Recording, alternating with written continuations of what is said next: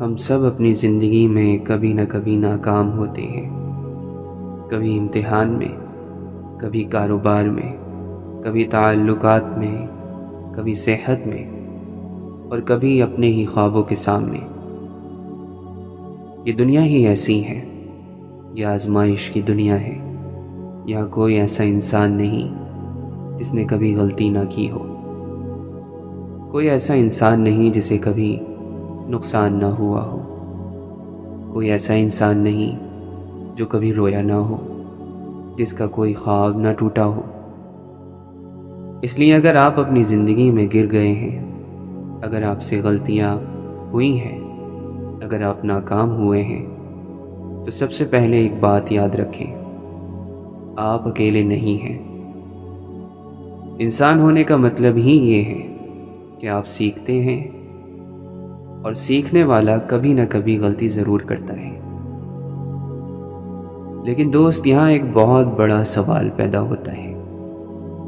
اگر غلطی کرنا انسانی فطرت ہے، تو پھر کچھ لوگ انہی غلطیوں سے عظیم انسان کیسے بن جاتے ہیں، اور کچھ لوگ انہی غلطیوں میں پوری زندگی پھنسے کیوں رہتے ہیں؟ فرق کہاں ہے؟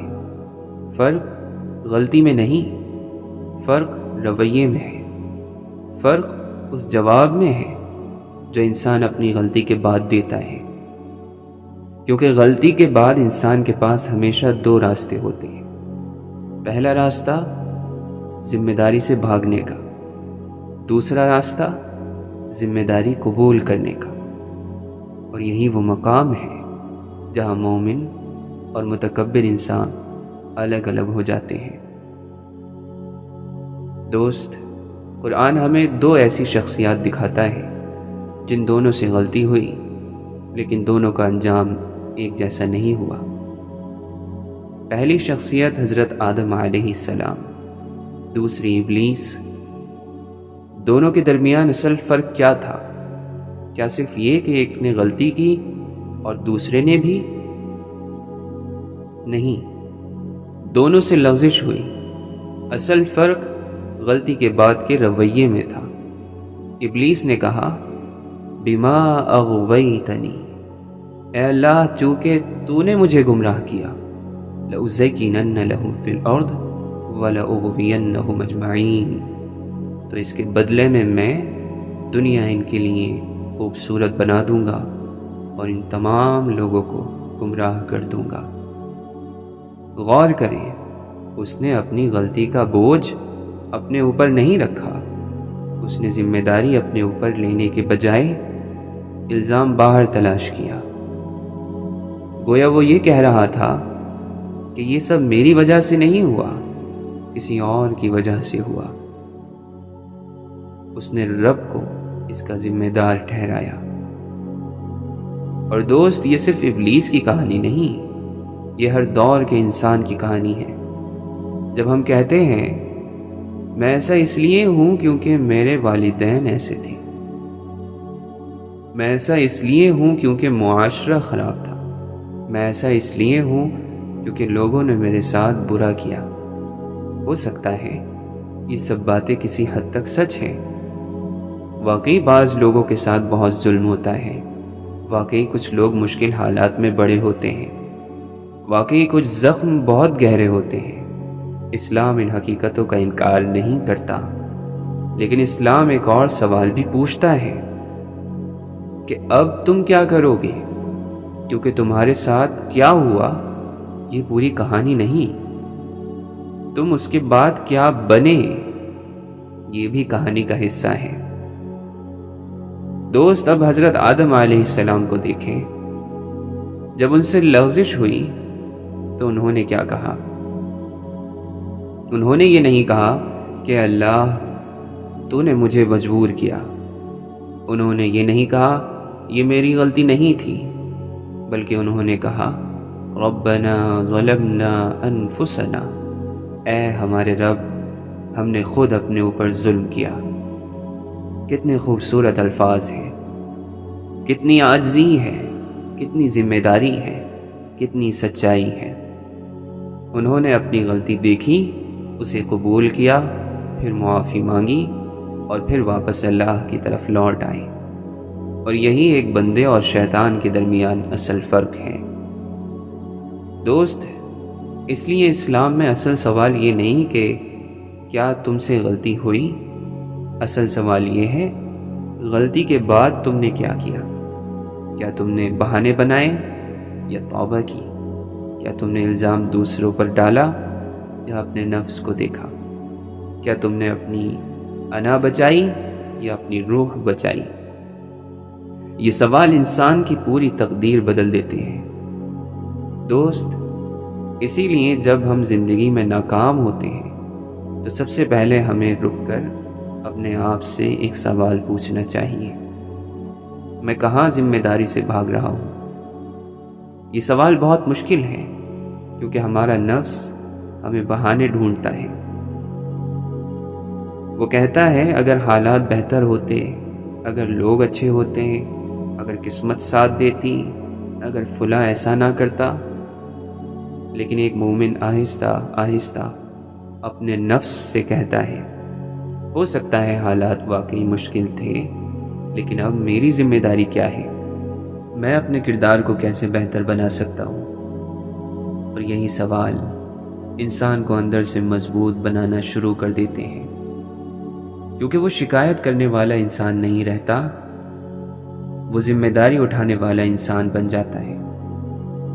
اور دوست، شاید یہی ایمان کی ایک بڑی نشانی بھی ہے کہ انسان ہر مشکل میں اپنے کردار کی حفاظت کرے، اپنے دل کی حفاظت کرے، اپنی نیت کی حفاظت کرے اور اپنی ذمہ داری سے فرار نہ اختیار کرے۔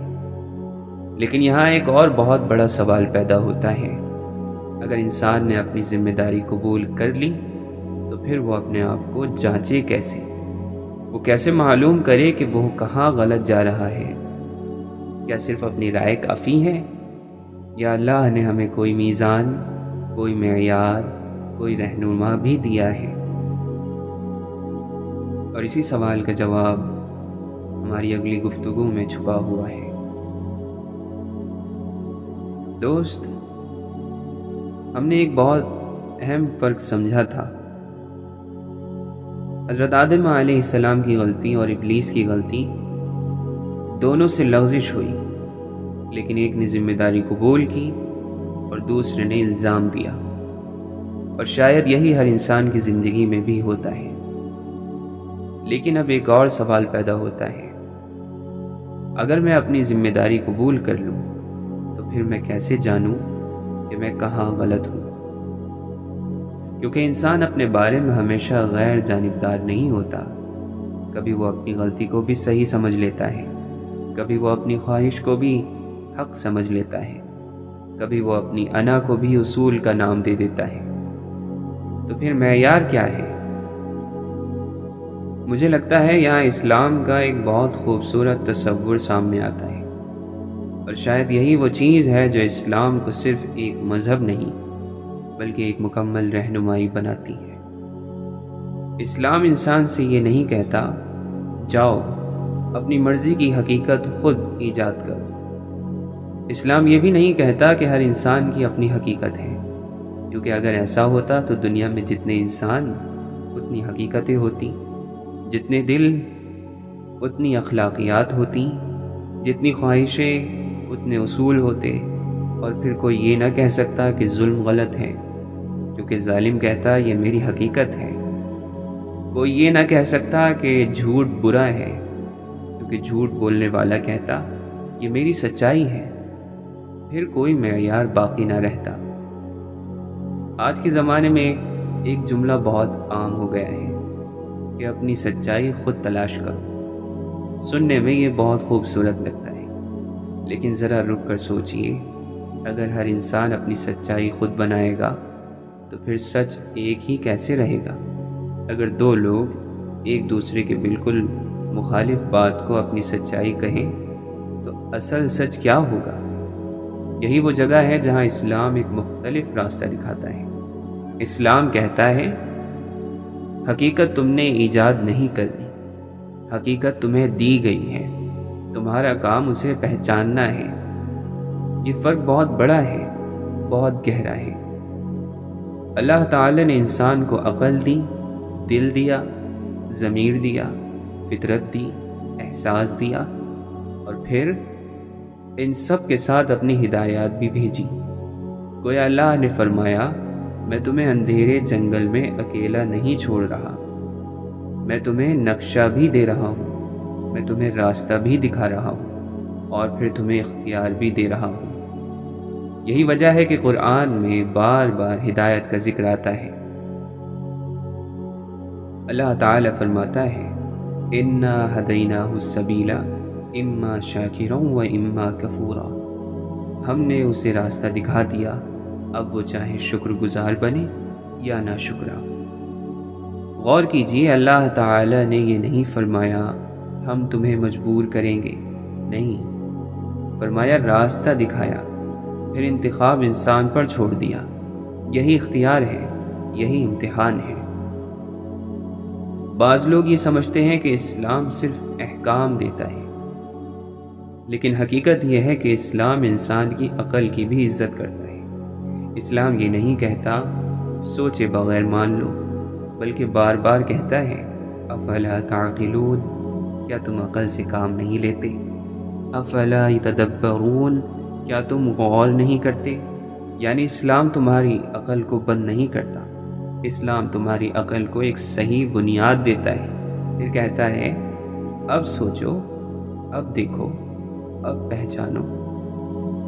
یہاں ایک بہت خوبصورت مثال ذہن میں آتی ہے۔ فرض کریں آپ کے پاس ایک آئینہ ہے، اگر چہرے پر مٹی لگ جائے تو آپ کیا کریں گے؟ کیا آپ اپنا چہرہ بدلیں گے؟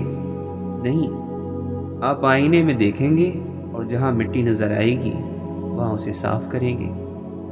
قرآن بھی ایسا ہی آئینہ ہے، وہ صرف دوسروں کو دکھانے کے لیے نہیں آیا، وہ پہلے مجھے دکھاتا ہے کہ میرے اندر کیا درست ہے اور کیا درست نہیں۔ جب میں قرآن پڑھتا ہوں تو مجھے صرف یہ نہیں پوچھنا چاہیے کہ یہ آیت فلاں شخص پر لاگو ہوتی ہے، بلکہ یہ پوچھنا چاہیے کہ یہ آیت مجھ سے کیا کہہ رہی ہے، میرے اندر کون سی چیز ایسی ہے جسے بدلنے کی ضرورت ہے۔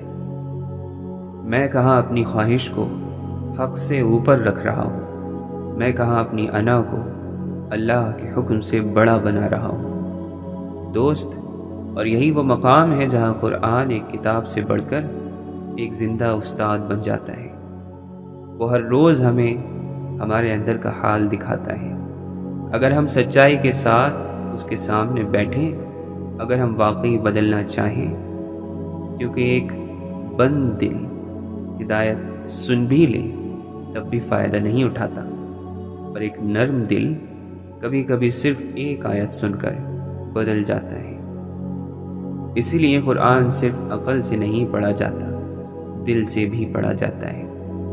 دوست، اللہ تعالیٰ نے ایک اور عظیم احسان کا ذکر فرمایا، لقد من اللہ علی المؤمنین اذ بعث فیہم رسولا من انفسہم، پھر فرمایا کہ وہ رسول اللہ کی آیات سناتے ہیں، لوگوں کا تزکیہ کرتے ہیں اور انہیں کتاب اور حکمت سکھاتے ہیں۔ ذرا غور کریں کہ یہ ترتیب کتنی خوبصورت ہے۔ صرف علم نہیں، پہلے دل کی صفائی، پھر علم، پھر حکمت۔ کیونکہ اگر دل ہی خواہشات سے بھرا ہو تو علم بھی انا کی خدمت کرنے لگتا ہے، اور اگر دل پاک ہو تو علم انسان کو اللہ کے قریب لے جاتا ہے۔ اسی لیے اسلام صرف معلومات نہیں دیتا، اسلام انسان بناتا ہے، کردار بناتا ہے، دل بناتا ہے۔ اور دوست، شاید یہی وہ راز ہے کہ جب بھی ہم اپنی زندگی میں ناکامی محسوس کریں تو سب سے پہلے اپنی زندگی کو قرآن اور سنت کے آئینے میں دیکھیں، اپنے جذبات کے آئینے میں نہیں، کیونکہ جذبات ہر روز بدلتے ہیں۔ آج آپ کو لگے گا آپ بہت اچھے ہیں، کل آپ کو لگے گا آپ بالکل ناکام ہیں، لیکن اللہ کی ہدایت نہیں بدلتی، وہ ہر زمانے میں ایک جیسی رہتی ہے، اور یہی استحکام مومن کو اندر سے مضبوط کرتا ہے۔ لیکن ابھی ایک آخری سوال باقی ہے۔ اگر قرآن اور سنت ہماری رہنمائی ہیں تو پھر عملی طور پر ہم ہر روز اپنی زندگی کا جائزہ کیسے لیں؟ اپنی نیت، اپنی سمت، اپنی ترجیحات، اپنا کردار، ان سب کو کیسے جانچیں؟ اور کیوں انسان کی اصل کامیابی صرف نتیجہ نہیں بلکہ اس کی سمت ہوتی ہے؟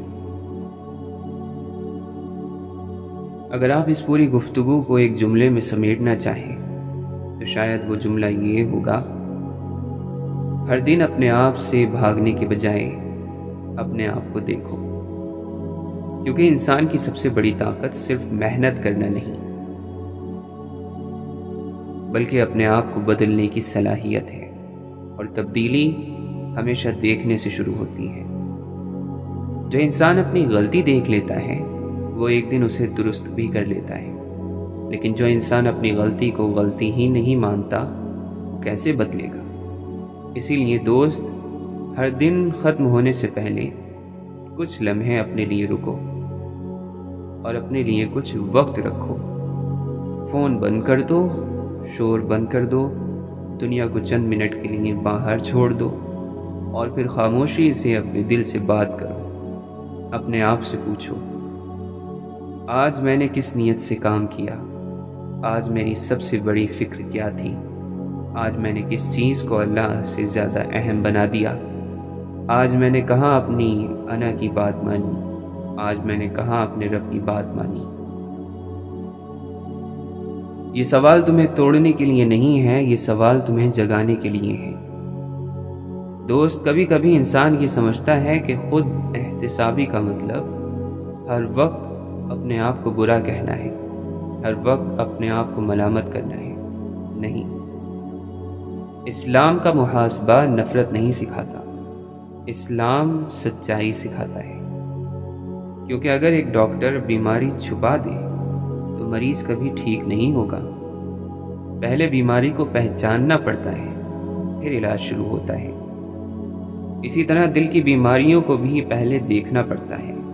تکبر، حسد، ریاکاری، غصہ، حرص، مایوسی، نا امیدی، یہ سب اگر دل میں موجود ہیں تو انہیں چھپانے سے وہ ختم نہیں ہوں گے. انہیں اللہ کے سامنے رکھنا ہوگا، انہیں ماننا ہوگا اور پھر ان کے علاج کے لیے کوشش کرنی ہوگی. دوست، یہی وجہ ہے کہ قرآن صرف تلاوت کی کتاب نہیں، یہ تربیت کی کتاب ہے. جب تم اسے پڑھتے ہو تو صرف ثواب کے لیے نہ پڑھو بلکہ اپنے آپ سے پوچھو: یہ آیت مجھ سے کیا مانگ رہی ہے؟ اگر آج رسول اللہ صلی اللہ علیہ وسلم میرے سامنے ہوتے تو میری زندگی کے کس حصے کی اصلاح کرتے؟ اگر میں واقعی اس آیت پر ایمان رکھتا ہوں تو میری زندگی میں کیا بدلنا چاہیے؟ یہ سوال قرآن کو زندہ کر دیتے ہیں، ورنہ قرآن صرف الفاظ رہ جاتا ہے اور زندگی ویسی کی ویسی رہتی ہے. دوست، ایک اور بات، ہم اکثر اپنی زندگی کو صرف نتیجوں سے ناپتے ہیں. اگر کامیابی ملی تو ہم خوش، اگر ناکامی ملی تو ہم مایوس. لیکن اللہ ہم سے ایک اور سوال پوچھ رہے ہیں: تمہاری سمت کیا تھی؟ کیونکہ دو انسان ایک ہی جگہ پہنچ سکتے ہیں، لیکن ایک اللہ کی رضا کے لیے چل رہا تھا اور دوسرا اپنی شہرت کے لیے. ظاہر ایک جیسا ہے، باطن مختلف ہے. اسی لیے اپنی نیت کو ہر روز دیکھو، کیونکہ نیت سمت ہے اور سمت منزل سے پہلے درست ہونی چاہیے. فرض کریں دو مسافر سفر پر نکلتے ہیں، ایک صحیح سمت میں ہے لیکن ابھی منزل سے دور ہے، دوسرا غلط سمت میں ہے لیکن بہت تیزی سے چل رہا ہے. کون زیادہ محفوظ ہے؟ پہلا، کیونکہ وہ اگر چلتا رہا تو ایک دن منزل تک پہنچ جائے گا. دوسرا جتنا تیز چلے گا اتنا ہی منزل سے دور ہوتا جائے گا.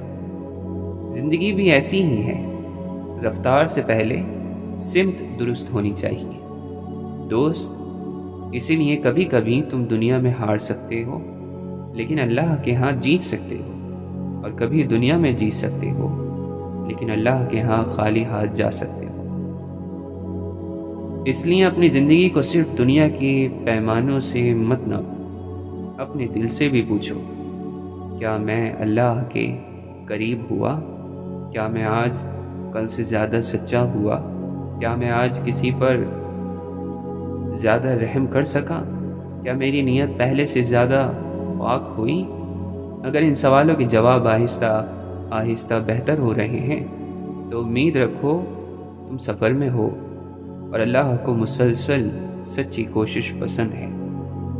دوست، آخر میں آپ سے صرف ایک درخواست کرنا چاہتا ہوں۔ اپنی زندگی کا سب سے بڑا دشمن ناکامی کو مت سمجھو۔ اپنی زندگی کا سب سے بڑا دشمن بے خبری کو سمجھو۔ وہ دن خطرناک نہیں جس دن تم گر گئے، وہ دن خطرناک ہے جس دن تم نے اپنے گرنے کو دیکھنا چھوڑ دیا۔ وہ دن خطرناک نہیں جس دن تم سے غلطی ہوئی، وہ دن خطرناک ہے جس دن تم نے کہا میں تو ٹھیک ہوں، مجھے بدلنے کی ضرورت نہیں۔ اور یہی ایمان کا حسن ہے۔ مومن کامل ہونے کا دعویٰ نہیں کرتا، وہ ہر روز بہتر ہونے کی کوشش کرتا ہے۔ وہ ہر روز اپنے رب کی طرف لوٹتا ہے۔ وہ ہر روز اپنے دل کو قرآن کے سامنے رکھتا ہے۔ وہ ہر روز اپنی نیت کو دیکھتا ہے۔ وہ ہر روز اپنے کردار کو پرکھتا ہے اور پھر دعا کرتا ہے، اے اللہ، اگر میں غلط ہوں تو مجھے دکھا دے، اگر میں بھٹک گیا ہوں تو مجھے واپس لے آ، اگر میری نیت خراب ہو گئی ہے تو اسے پاک کر دے، اگر میرا دل سخت ہو گیا ہے تو اسے نرم کر دے، اور مجھے ان لوگوں میں شامل کر جو اپنی غلطی دیکھنے سے نہیں ڈرتے، بلکہ ہر غلطی کے بعد تیری طرف ایک قدم اور قریب آ جاتے ہیں، کیونکہ آخر کار کامیاب وہ نہیں جس نے کبھی غلطی نہیں کی، کامیاب وہ ہے جس نے ہر غلطی کو اللہ کی طرف واپسی کا راستہ بنا لیا، اور اسی کا نام کامیابی ہے۔